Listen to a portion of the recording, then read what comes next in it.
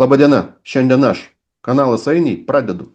Ryžtingai, nuosekliai, norėsim pasakyti gal net juokingai.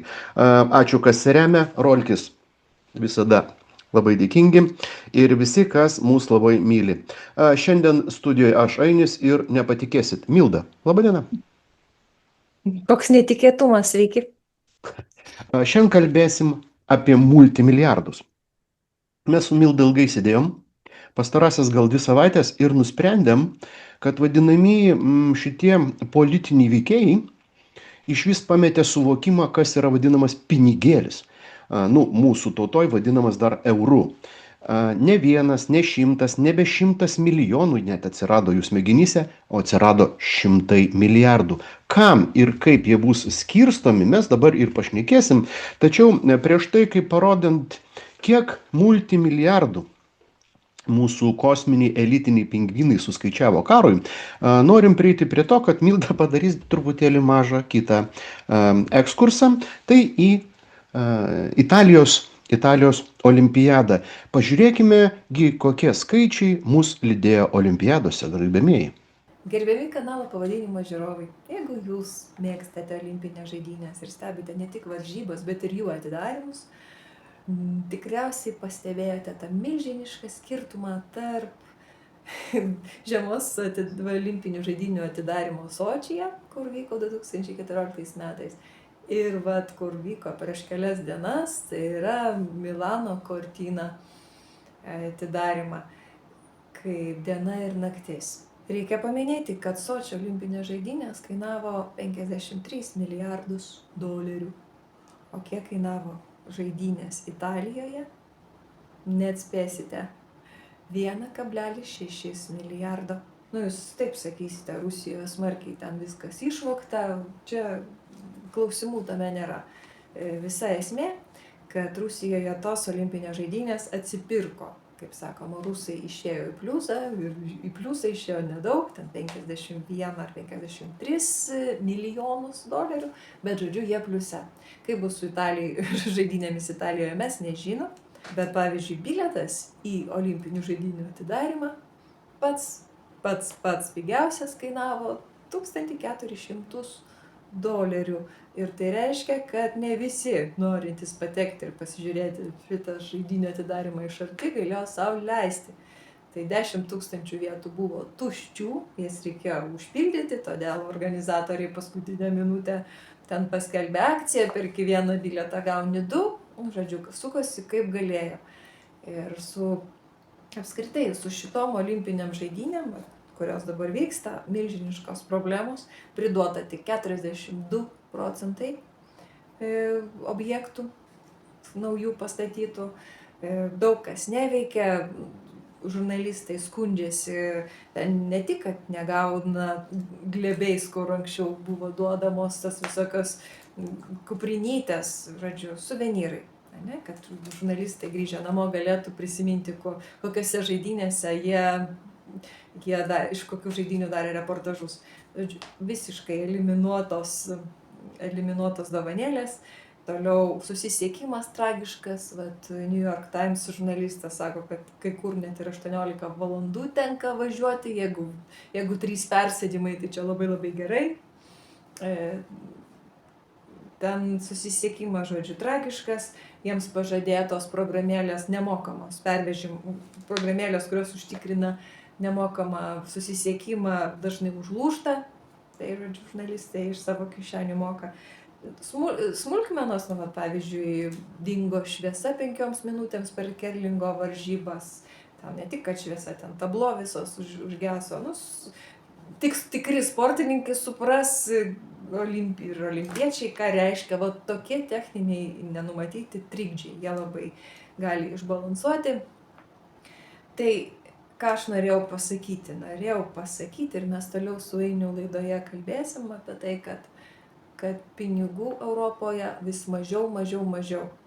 Nesgi patys žinom, rusai puola. Taigi žiūrim ir skaičiuojam, brangus mūsų kūrimiai, kaip sakė vienam multiplikaciniam filmiuką, kad, sakysim, tai +- 3 milijardai su infrastruktūra ir 1,6, taip sakant, tik objektams ir žaidynėms. Žaidynais parodė tai, kad mes Iš tikrųjų nugalėjom Rusiją, kadangi 53 milijardai pavogti Sočio olimpiadoje, o be to 18 metais, kaip tu sakai, tai turėjo būti ir buvo tas pasaulio futbolo čempionatas, kur Putinas apvogė visą rusų tautą, nepamirškim šitą, bet čempionatas vėl futbolo buvo pats prabangiausias, net FIFA su Infantinu tai pripažino.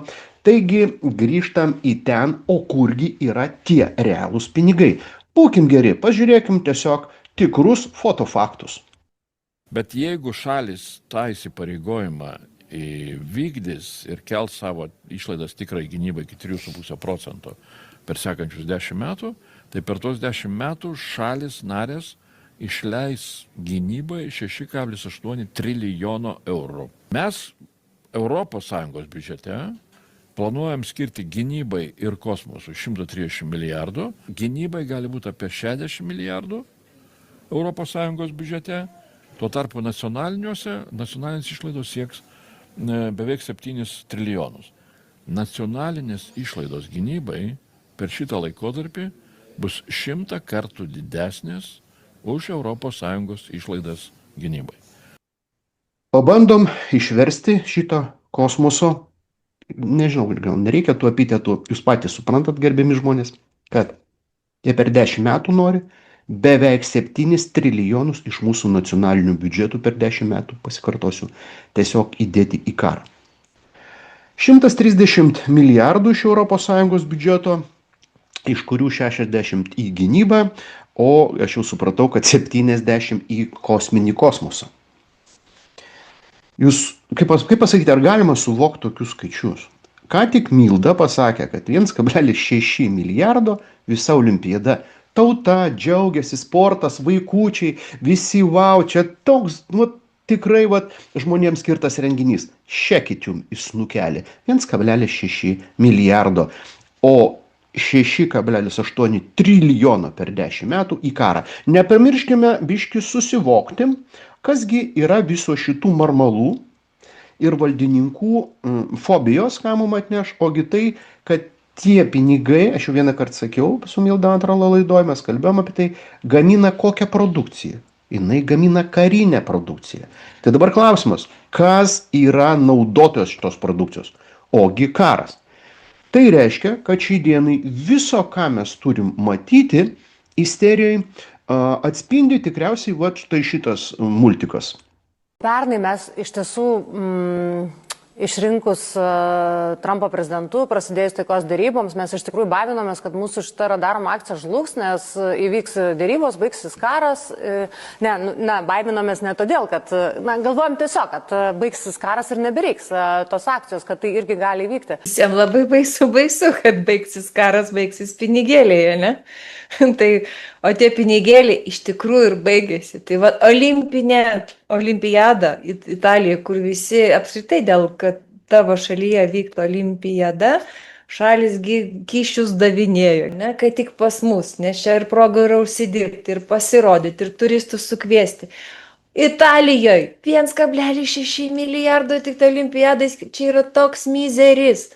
Ir žmonės net bilietų neperka, nes, pavyzdžiui, pagrindinis funikulierius keliantis žiūrovus į pagrindinę ten tą slidinėjimo, kokį tai visą tą agregatą, nežinau kaip visą tą aikštę vadinasi, kur vyksta varžybos, slidininkų pasirodymai. Tai net neveikia. Pats pagrindinis, tai reiškia žiūrovui tenai, nežinau, su kokiais autobusais jos ten kviesis.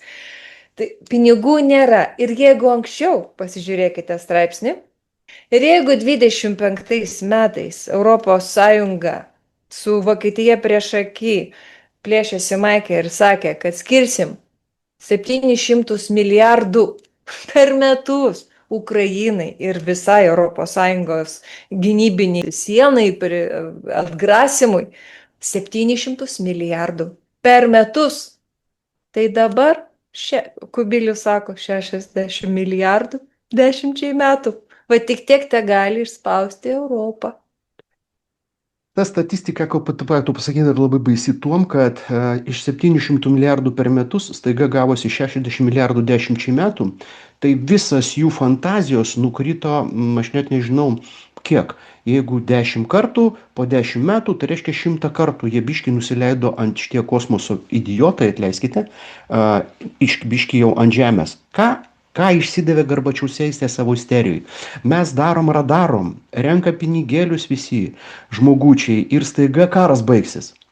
Tai šitą apie tai pasisakė ir Kubilius, irgi sėdėdamas Lietuvoje studijoje, sako, tai mesgi duosim jums pinigų, gamintojai, ten visi šitie konstruktoriai, konstruokit tankus, liekit patrankas ir sviedinius ir nieks šito nenori daryti. O todėl, kad verslas pragmatiškai žiūri ir tikrai mato, kad karas pasibaigs. Kuriuose srityse įmonės nesistengia dar tų pajėgumų plėsti. Ir matom dabar, pavyzdžiui, problemas, kadangi gaunam iš visų šalių, kaip ir iš Lietuvos, tuos vadinamus investicinius planus safe paskolom. Labai gerai visi stengiasi, dirba ir Lietuva gerai ten atrodo. Bet mes pradedam girdėti ir iš vyriausybių, ir nerimą, ir nusiskundimus, nes jie dabar turi sudarinėti kontraktus, kam, taip sakant, tie pinigai bus išleisti. Ir mūsų sąlyga yra, kad jie būtų išleisti, taip sakant, produktai būtų pagaminti iki 300 metų. Ir jie dabar, kai sudarinė kontraktus, tai įmonės, kurios gamina, stato juos į eilę ir jie jau pradeda matyti, kad nėra šansų iki 300 metų gauti tą produktą.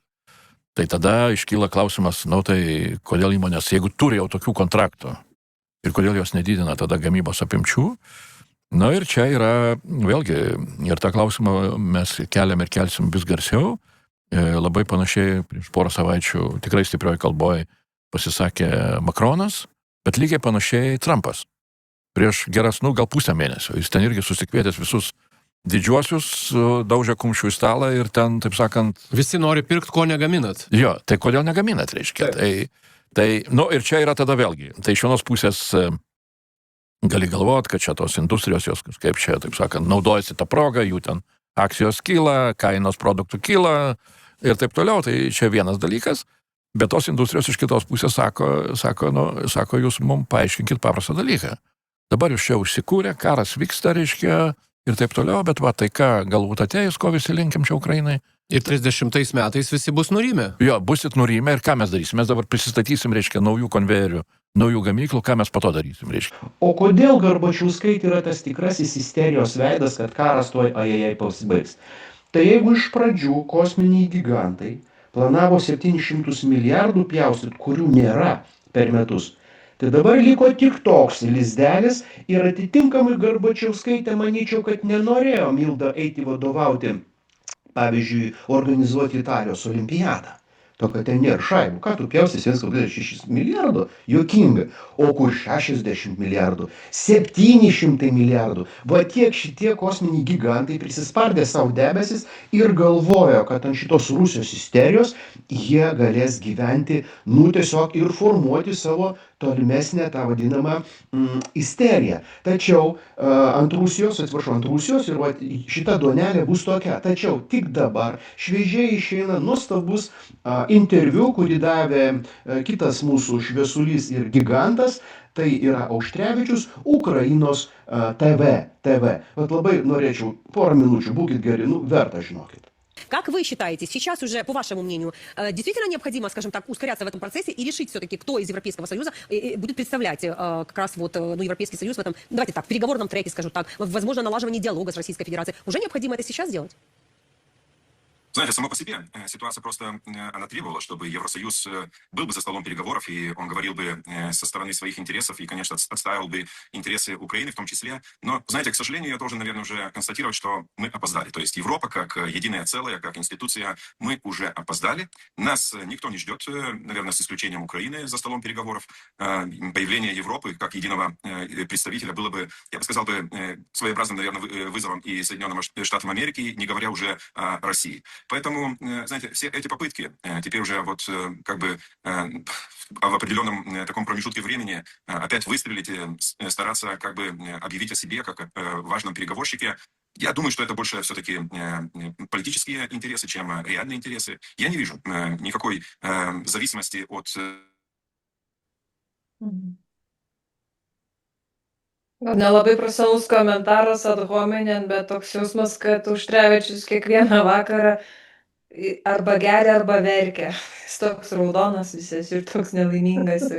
Žinai, šiandien Zaharova visus šitos veikėjus komentavo ir yra toks, kaip sakoma, kai jie šneka vieną diplomatinę erdvėj, o elgesi visai kitaip. Ir sako, yra rusų patarlė, kaip sakant, vilkai aviukų šitose apsirengę, kaip ten aviukai. Kailiuose. Kailiukuose, jo. Tai dabar sako, man toks vaizdas, kad tose aviukų ir, kaip sakant, kailiuose yra ne vilkai, o dar didesni avinai. Tai, ką jie padarė su Europos Sąjunga. Ir mes Kubiliaus kliedesius, kai lyginam, sakau, su olimpiada, pasaulio lygio renginiu, mes matom šitą. Garbačiauskaitės isterija rodo, kad jie tik iš to ir gyvena. Ir jų visi postai, kurie sėdi ant šitos haliavos, tik nuo to ir priklauso. Kodėl verkia šitas verksnys? Nepamirškit, jis dabar tokį įdomią frazę girdėjai pasakė, mūsų kaip Europos nieks nelaukia niekur kaip derybininkų, nebent pati Ukraina mūsų laukia kaip derybininkų. Tai jūs palaukit, jūs norite dėrėti su Ukraina dėl Ukrainos? Ar kaip tu, kaip kliedėsi tokį jis išmeta, tai aš prisimenu iš karto, kaip šitas derybininkas ir buvo tas, kuris dėrėjosi dėl mūsų atominės Ignalinos. Ir ką mes dabar Jis ten dėrėjosi nei ką, tenais įlinktelėjo, sako, būdits dėlana, o čia atėjo ir aiškina, kad ją būtina uždaryti, kitaip mūsų nepriims. Ir mes amžinai vėl pililinsim biudžetukus, pjaustysim ir nučiulpinėsim, o dabar jis už ką už Ignaliną turi amžiną ES šito haliavšiko postą. Mes dar prie šitų temų prieisim. Svarbiausia šitam video akcentas tas, kad Europa jau nebėra vieninga. Ir supras, kad vieni jau pasisako už tai, kad reikia kalbėti su Rusija, kiti sako, ne, dar stiprinam sankcijas, dedam.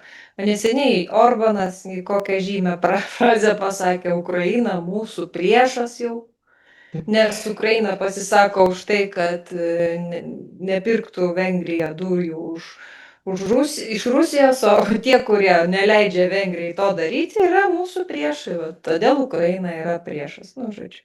Tai šitoj vietoj, kodėl aš parodžiau šitą verkiantį teliuką? Todėl, kad mes turim pasakyti, kad šiai dienai jau vadinamas Putino pressekretorius patvirtino, kad Makrono pasiuntinys ar ten pasiuntiniai jau slapta dėlioja pokalbių su Rusija. Va kodėl jisai šitas teliukas ir verkšlena, o paraleliai Makronas išleidžia straipsnį, kur paskelbė nepaprastąją padėtį Europoje, kur verkia, kad jau nebe geostrateginė, geopolitinė, geoekonominė krizė yra Europoje.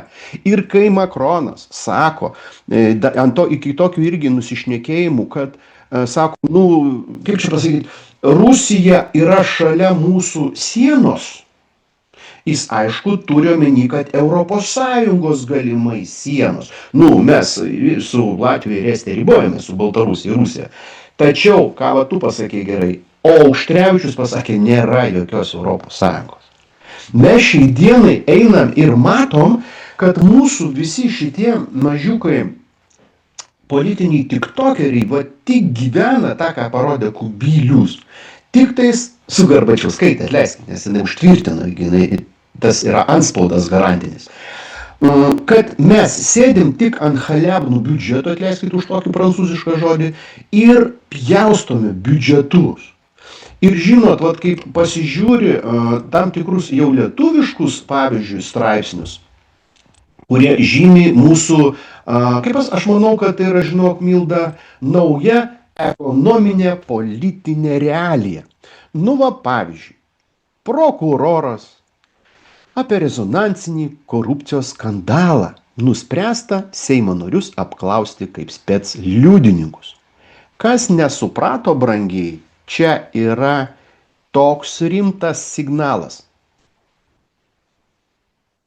Dėl STT kratų Seime pasisakė Olekas. Kodėl aš tai rišu? Pirmą kartą Seimo istorijoje specialiosios tarnybos krato kratinius Seime. Jie yra sistemingi ir surišti į vieną grandinėlę. Kad įvyko... Prašau. Taip. Tu, man atrodo, klaidą faktinę padarei. Ne pirmą kartą STT jau kratė, tai atsimeni, kai tos žymios suplėšytos kelnes, kaip ten to. Žinai, atsakysiu, šitų komentarų aš laukiau ir laukčiau, tačiau aš noriu pasakyti, pažiūrėk, kokio lygio mohikanus krato. Pasikartosiu žodį sistemiškai ir ta korupcinė byla, kuri surista su Žemės ūkio ministerija, kuri tęsiasi dešimtmečiais, yra tiek neįlinė, kad ten yra tokios hebros užkabinta, kad jūs net neįsivaizduojate, ten yra ir specialiųjų kitų zuikių ausis įmerktos. Kai išeina Olekas, kuris irgi pradeda apie tai iškėlęs pirštą kažką marmaliuot, paraleliai įvyksta vienas įdomus momentas, aš mačiau straipsnelis, kad lygtais pagautas Oleko sūnus ir gavo už kažką baudą su automobiliu surišta tenais.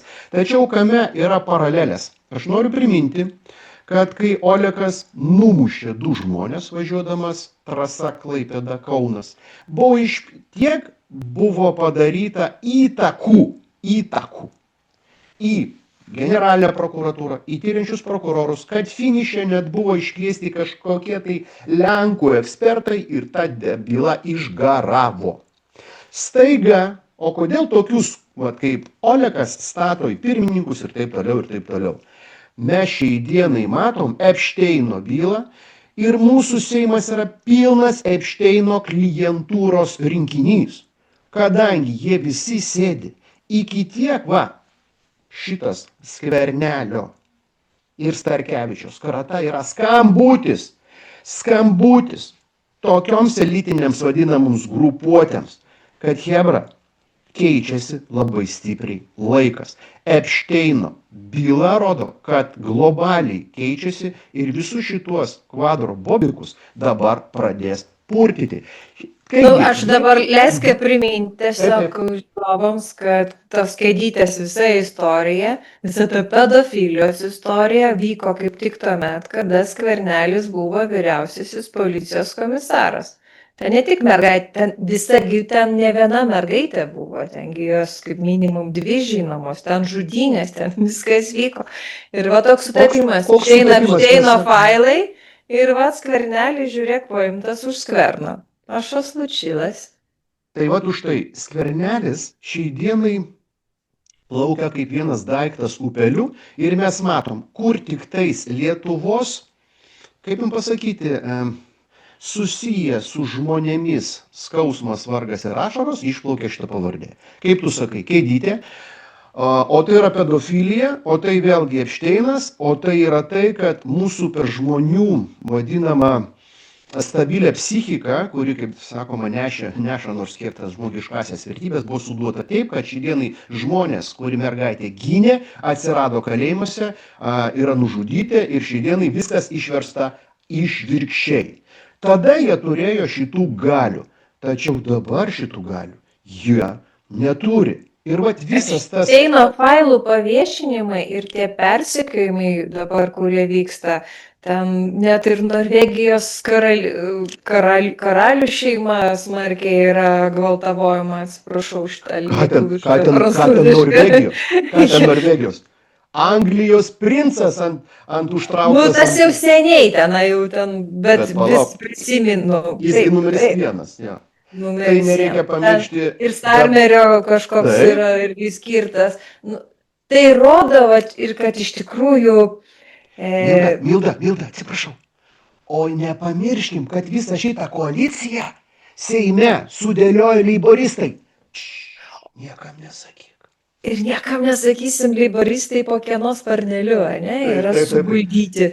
Tai tiesiog nebūtinai Skvernelį ima dėl Epšteino ar dėl kažko. Tiesiog duotas bendras signalas visame pasaulyje, šitas pagrindinis elitas visiškai sukompromituotas arba tiesiog duotas signalas kompromituoti toliau ir jas kažkaip paimti į nagą. Kaip manai, kodėl dabar prasidėjo šitas elitų valymas?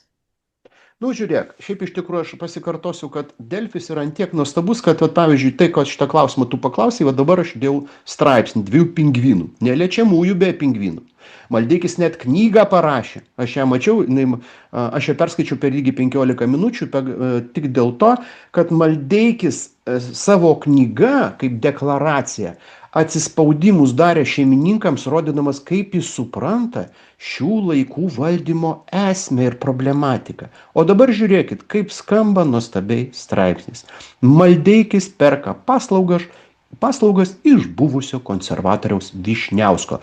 Kodėl aš šitą jums straipsnį parodžiau? Todėl, kad aš noriu žmonės jums konkursą užduoti. Atsakykit mums komentaruose. Maldeikis iš Vyšniausko kokias paslaugas pirko? Aš žinau tik vienas. Jis galėjo paslaugas. Ir kai šiandien bylos lenda tokios, kad tarybos nariai visokie ir visokie kito plauko valdininkai patys savo nuomoja automobilius, turtą ir visą kitą ir nusirašinė biudžetus, tai rodo jų beprotišką gobšumą.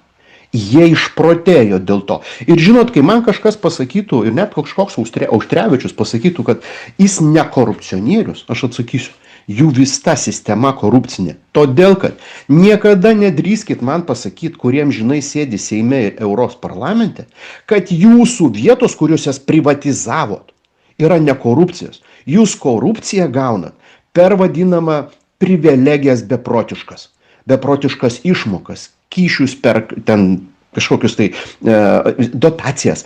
Pagal ten nuėjo tenais mokėjo pinigėlį. Jūs ištisai visur gaunat kyšius. Čia yra papirko, kad jūs nustotumėt būti žmonės. Taip.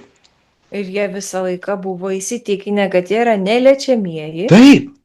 Neatsakingi už nieką, gali išsidirbinėti, daryti, ką nori ir nei plaukos nuo jų lygių nenukris. Tai dar kartą klausiu, Eini, kas nutiko? Kodėl dabar čia naujas kažkoks korporacijų valdymo mechanizmas yra įjungtas? Kad šituos išvalom, naujus atvarom. Kas čia vyksta? Matai, čia yra įdomus klausimas. Jeigu mes žiūrėsim labai primityviai, tai senus išvaryti, reikia naujus atvaryti taip. Bet kai mes jau ir kalbėjom, kad iš šitų senių visų hebros buvusios, viso elito pasaulio, pereiti kitą naują valdymo erą negali.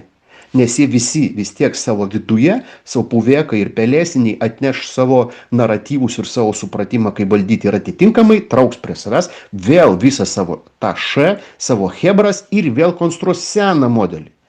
Tačiau jeigu mes pasižiūrėsim, kad dabar šiai dienai ateinant skaitmeniniams platformoms, skaitmenizacijai, dirbtiniam intelektui, kaip čia įsivaizduoju, kad jie tai atves, aš užduosiu klausimą kitą.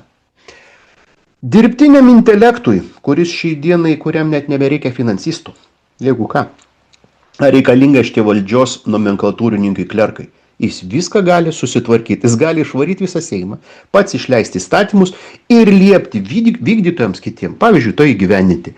O jeigu dabar įsivaizduokit, kad dirbtinis intelektas puikiai susitars su pačia stipriausia pasaulio valdžia, tai yra karininkija, jėgos struktūros ir specialiosios tarnybos. Paaiškinkit, kam šitie milijonai ES klerkų, Seimų, parlamentų šis reikalingi ir ta rinkimų imitacija.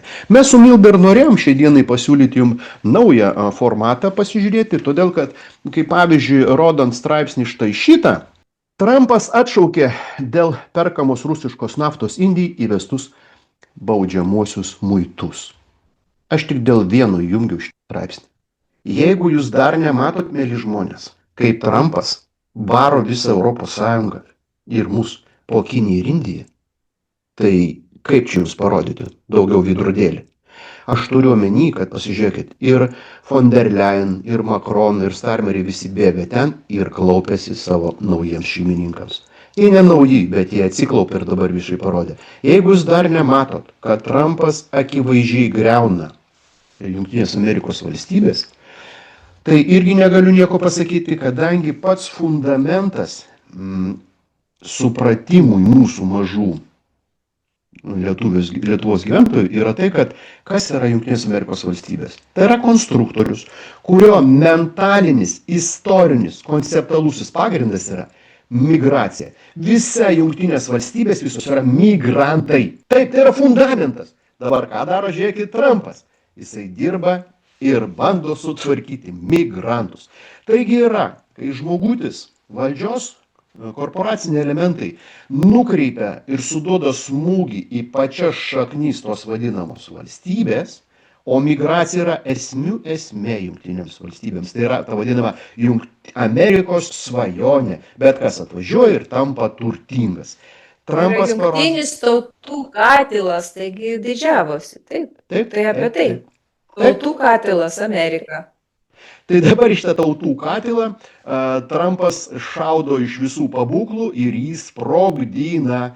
Ir jeigu jūs pamatysit, kas dabar darosi su už migraciją, prieš migraciją, dabar buvo berods finalas Amerikos futbolo tenais ir Lotynasos vienas išėjęs ten taip sakant, pasireiškė taip stipriai ispaniškai, kad visa Amerika tapo dar labiau suskilusi. Olimpiadai prie ten kažkokios atstovybės Amerikos irgi vyko protestai, va būtent prieš to ICE. Taigi šitoje vietoje, jo, žiūrint į olimpiadą su šitais niuansais, į Ameriką, kurios mes nenorim matyti, kad jinai griūna, į šitų klounų, kurie dirbtinai nori finansuoti karą, o mūsų tiktokeriai, politiniai bobikai nieko nemato, tik tais mums pardavinėja Rusiją kaip agresorę, mes kažkodėl tai nustojom matyti kitą niuansą. Mes nustojom matyti Palestiną, kas ten darosi, kaip bombarduoja ir žudomi žmonės. Šiai dienai Jungtinės Amerikos valstybės piratinės apsupo Kubą. Įsivaizduoti, visą šalį milžinišką Kubą apsupo ir neleidžia tenais tiekti jokio kūro ir taip toliau ir taip toliau. Tai yra, Kubos blokada yra šiai dienai milžiniškiausias pasaulyje genocidas, kokį tik galima įsivaizduoti žmonėje. Kas nors iš mūsų Seimo parlamento išreiškė pasiva toks Auštrevičius susirūpinimą. Jiem gilinksma, kad buvo sudeginti gyvi žmonės Odesoje. O kartais jis toks raudonas apsiverkęs ne dėl to, kad dabar Amerika vykdo Kubos genocidą, ne? Va. O gal mes, Milda, paskelbėm sąskaitą ir renkam pinigėlius už Kubos išlaisvinimą? Ir po to verksim kaip Garbaravičiūtė, kad kaip gaila, kad baigėsi Kubos genocidas. Mes ir pinigų nebegas. Mes irgi dabar skelbiam akciją Radarom. Tik tais, kadangi jinai skirta Kubai, jinai bus Radarom Kubų. Kubinė Radarom. Taigi, kaip sakant, ačiū, kas palaikys Kubą, ačiū, kas palaikys mus. Visada labai, kaip sakant, linksma. Norėjom tik vieną pasakyti. Jokas jokais, bet Ainis planuoja į Kubą važiuoti. Va dabar puikus metas Aini, man atrodo. Jo, aš planavau, tai gal. Taigi, ačiū, kaip sakant, kas supranta ir kas mato, kad didelės permainos ateina ir į mūsų Seimuko Epšteinų lizdą mažiukų. Mažiukų tokių drakoninį, žinot, Epšteinukų lizdą irgi ateina. Nauji tyrimai. Jeigu ims šitas elitas, kaip tu manai, ar čia tik tai jų dabar toks paėmimas labai smarkiai už jų bižuterijos? Brangiosios bižuterijos. Ačiū.